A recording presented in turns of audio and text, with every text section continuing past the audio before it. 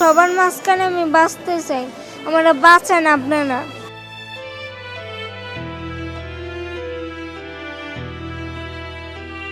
বাঁচার এই আকুতি ২১ বছরের রিমার। নির্যাতনের ক্ষত সহ নানা রোগ ব্যাধি নিয়ে ময়মনসিংহ মেডিকেলে চিকিৎসাধীন তিনি।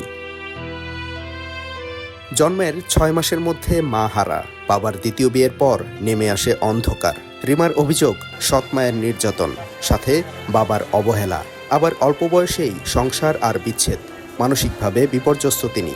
শরীরে বাসা বেঁধেছে নানা ব্যাধি। দীর্ঘদিন চিকিৎসা না পেয়ে জীবন বাঁচাতে নেত্রকোনার দুর্গাপুরের বারিকান্দি গ্রাম থেকে একাই ছুটে আসেন রিমা।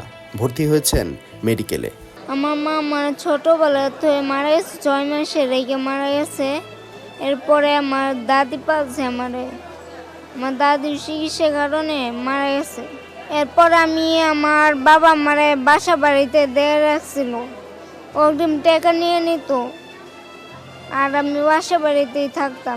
রিমার অভিযোগ, গৃহকর্মী হিসাবে তাকে বন্ধক রেখে অগ্রিম টাকা নেন বাবা শাকিল। আবার তিনি জনসেবার নামে প্রস্তুতি নিচ্ছেন ইউপি নির্বাচনের। এসব বিষয়ে টেলিফোনে কথা হয় তার বাবার সাথে।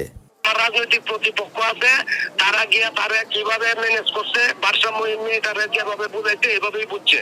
শরীরের বিভিন্ন অঙ্গে দেখা দিয়েছে সমস্যা, হাসপাতালে দেখারও কেউ নেই। চিকিৎসাধীন রিমার প্রতি মানবিক সহায়তার হাত বাড়িয়ে দিয়েছেন স্বেচ্ছাসেবীরা। আমরা মানুষ সবাই, আমাদের সবার উচিত সবার পাশে দাঁড়ানো।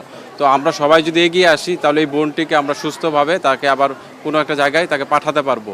তো এরকম যদি বাংলাদেশে এরকম অনেক অসুস্থ মানুষ আছে, তো আমরা সবাই বিত্তবান যারা আছেন তারাও যদি এগিয়ে আসে তাহলে আমি মনে করি এই অসহায় মানুষগুলোর পাশে আমরা সবাই দাঁড়াতে পারবো। স্বামীর সাথে বিচ্ছেদের পর বাবার ঘরেও আর ঠাঁই হয়নি হতভাগা মেয়েটির। Sadiqur Rahman, star news, Mymensingh.